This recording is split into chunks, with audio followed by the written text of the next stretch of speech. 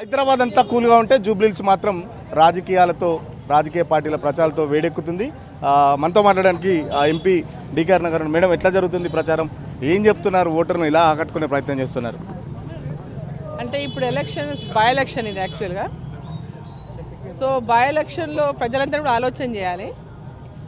ఈ రాష్ట్రంలో కొనసాగుతున్నటువంటి పరిస్థితి కానీ గత ప్రభుత్వంలో ఉన్నటువంటి సందర్భంగా ఆ ప్రభుత్వం చేసినటువంటి అంశాలపైన కానీ ఈ రెండు పార్టీలు బీఆర్ఎస్ పార్టీ కానీ కాంగ్రెస్ పార్టీ కానీ గత ప్రభుత్వంలో అధికారం నుండి బీఆర్ఎస్ పార్టీ, మళ్ళీ మొన్న 2023లో అధికారంలోకి వచ్చింది ఇక్కడికి కాంగ్రెస్ పార్టీ.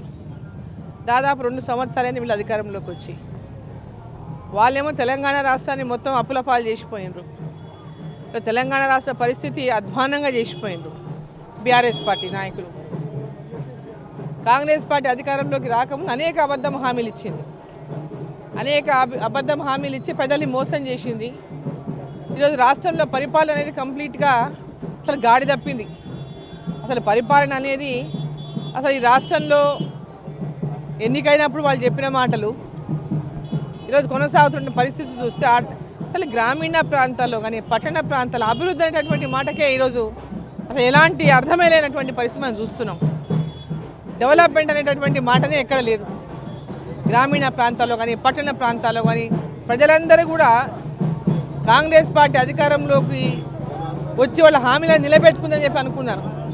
కానీ ఏ ఒక్క హామీని నిలబెట్టుకోలేదు. మీరేమో పరిపాలన గాడి తప్పిందంటారు, మంత్రులేమో వరుసగా జూబ్లీహిల్స్లో తిరుగుతూ 6 గ్యారెంటీలు అమలు చేస్తున్నాము, ఖచ్చితంగా ప్రజలు మాకే పట్టం కడతారని చెప్పేసి మంత్రులు చెప్తున్న పరిస్థితి. వాళ్ళని మా ఎంబడి నడవమనండి. ఆ మంత్రుల్ని మా ఎంబడి నడిచి 6 గ్యారెంటీలు అమలు చేసినప్పుడు ఎవరెవరు 6 గ్యారెంటీలు మేము పొందినామని చెప్తారో మనం కూడా విందాం. వాళ్ళ పక్కన నిలబడి రమ్మనండి, వెళ్దాం, కలిసి వెళ్దామని రమ్మనండి. వాళ్ళని 2500 ప్రతి మహిళకు అన్నారు ప్రతి నెల. ఏ ఒక్క మహిళకన్నా ఇచ్చిండ్రా వీళ్ళు? 2000 పెన్షన్ 4000 అన్నారు. ఏ ఒక్కరికైనా పెన్షన్ 4000 చేసిండ్రా? ఒక్క కొత్త పెన్షన్ లేదు. వికలాంగులకు పెన్షన్ రాక, వితంతువులకు పెన్షన్ రాక అసలు సంవత్సరాలుగా ఎదురు చూస్తూ ఉన్నారు. ప్రభుత్వం వచ్చి 2 ఏళ్ళు గడుస్తున్నప్పటికీ కూడా ఇప్పటిదాకా ఒక్క కొత్త పెన్షన్ లేదు. వికలాంగులకు వచ్చే పెన్షన్లు ఆగిపోయినాయి. ఘోరమైనటువంటి పరిస్థితి ఉన్నది రాష్ట్రంలో. ప్రజలందరూ నిజంగా ఈ ప్రభుత్వానికి కళ్ళు తెరిపియాలంటే భారతీయ జనతా పార్టీకి ఓటేయాలి. నరేంద్ర మోదీ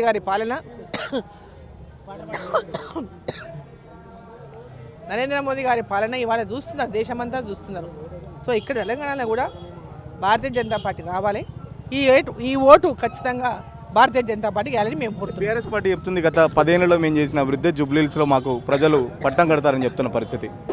వాళ్ళు అభివృద్ధి చేసి ఏం చేసిన సంగతి భగవంతుడు తెలుసు. ఇప్పుడు వాళ్ళు గెలిచి ఏం చేస్తారని చెప్పాలి. బీఆర్ఎస్ పార్టీ గెలిస్తే ఏం చేస్తారని చెప్పాలి. వాళ్ళు చేసే శూన్యం అనే ప్రజలకు కూడా తెలుసు. So Bharatiya Janata party గెలిపియండి.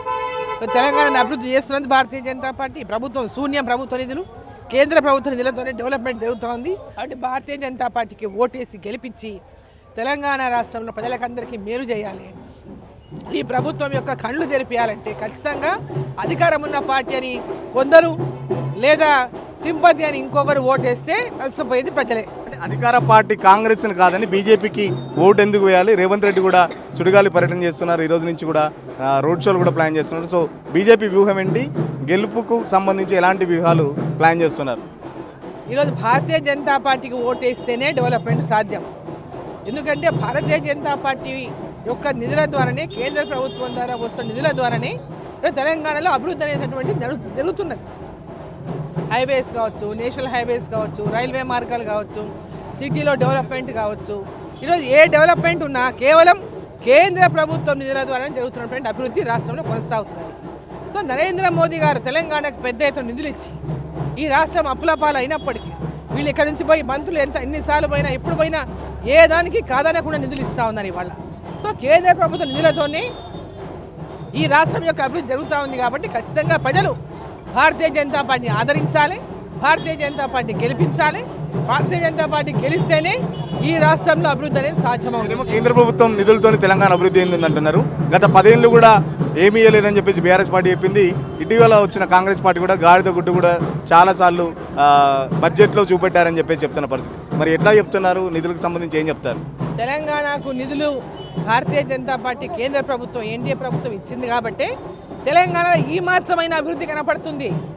లేకుంటే నిజంగా వాళ్ళు చెప్పినట్టు ఆ గాడిద గుడ్డు ఎట్లుంటుందో వాళ్ళకే తెలుసు. వాళ్ళకి అంటే గాడిద గుడ్డ అనే వాళ్ళకి తెలుసు గాడిద గుడ్డు ఎవరు, గాడిద గుడ్డ అనేది ఎట్లుంటుందని వాళ్ళే చూపించాలి ఫస్ట్.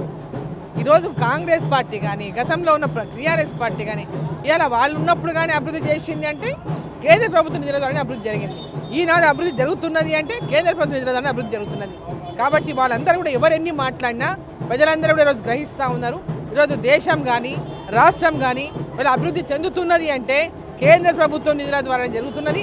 ఈ యొక్క భారతదేశంలో ఒక అభివృద్ధి లక్ష్యంతో వికసిత్ భారత్ లక్ష్యంతో నరేంద్ర మోదీ గారి ప్రభుత్వం, నరేంద్ర మోదీ గారు ఇవాళ ఏదైతే భారతీయ జనతా పార్టీలో పెద్ద ఎత్తున విశ్వాసాన్ని ప్రజలకు కల్పించిందో ఈరోజు ప్రజలంతా కూడా ఆ విశ్వాసాన్ని ఈరోజు భారతీయ జనతా పార్టీ మీద విశ్వాసం ఉంచండి. భారతీయ జనతా పార్టీ తెలంగాణ రాష్ట్ర అధికారంలో తీసుకురండి. భారతీయ జనతా పార్టీ ఈరోజు 2 పార్టీలకు ఓట్లు వేసింది ఇదివరకే వాళ్ళు. ఇప్పుడు వాళ్ళకి ఇద్దరికి వేసిన వాళ్ళు ఉపయోగం జరిగేది ఏమీ లేదు. ప్రజలకు ఉపయోగం జరగాలంటే ఉపయోగం కలగాలంటే భారతీయ జనతా పార్టీకే ఓటు వేయాలి. ఫైనల్గా చెప్పండి మేడం, ఇటీవల మంత్రివర్గంలో జరుగుతున్న సంఘటన చూస్తుంటే మీరు గతంలో మంత్రిగా పనిచేశారు, ఎలా అనిపిస్తుంది? క్యాబినెట్ సంబంధించి ఏం చెప్తారు? అసలు గందరగోళం ఉంది కాంగ్రెస్ పార్టీలో, ప్రభుత్వంలో గందరగోళం కనిపిస్తుంది. ఆ గందరగోళం అంతా ఒకరికి ఏందో వాళ్ళు ఒకరి మీద ఒకరు కామెంట్లు, ఒకరి మీద ఒకరు అవినీతి, వాళ్ళ అవినీతి ఆరోపణలు చేసుకుంటా ఉన్నారు. ఒక మంత్రి ఇంకో మంత్రుల మీద, ఒక మంత్రి ముఖ్యమంత్రుల మీద, వాళ్ళ కుటుంబ సభ్యులు ముఖ్యమంత్రుల కుటుంబాల మీద ఇట్లా అందరం మనం ఈరోజు చూస్తున్నాం. అంటే ఇప్పటికి కూడా ఈ రాష్ట్రంలో అవినీతి పాలన అలాగే కొనసాగుతూ ఉంది. మొన్నటిదాకా ఈ పార్టీ అధికారంలోకి వచ్చే వరకు కుటుంబ పాలన అవినీతి చేస్తే ఈరోజు కాంగ్రెస్ పార్టీ అదే దారిలో నడుస్తూ ఉంది. ఖచ్చితంగా గత 10 ఏళ్లలో జరిగిన అవినీతి పాలన కాంగ్రెస్ పార్టీ వచ్చిన తర్వాత కూడా కొనసాగుతుంది. కేవలం అభివృద్ధి కావాలంటే ఖచ్చితంగా జూబ్లీహిల్స్ ప్రజలు ఆలోచించి బీజేపీ పార్టీకి ఓటేయాలని చెప్పేసి కేంద్రం నుంచి నిధులు తీసుకొచ్చినప్పటి నుంచే దాదాపు తెలంగాణ వరకు ఈ మాత్రమైన అభివృద్ధి అయింది. ఒకవేళ కేంద్ర ప్రభుత్వం కానీ మోడీ కానీ సహాయం చేయకపోతే తెలంగాణ ఇంకా అధ్వానంగా తయారవుతుందని చెప్పేసి చెప్తున్న పరిస్థితి. ఖచ్చితంగా బీజేపీకి ఓట్లేసి జూబ్లీహిల్స్ ప్రజలు ఒక మార్పు కోరుకుంటారని చెప్పేసి చెప్తున్న పరిస్థితి. ఖచ్చితంగా జూబ్లీహిల్స్ ఎన్నికల్లో బీజేపీకి పట్టం కడతారని చెప్పేసి డీకేఆర్నే చెప్తున్న పరిస్థితి. వీడియో జర్నలిస్ట్ సతీష్తో సురేష్ తెలుగుల కోసం. అసలైన తొలి వెలుగు. ఫాలో వాట్సాప్ @తొలి వెలుగు అఫీషియల్.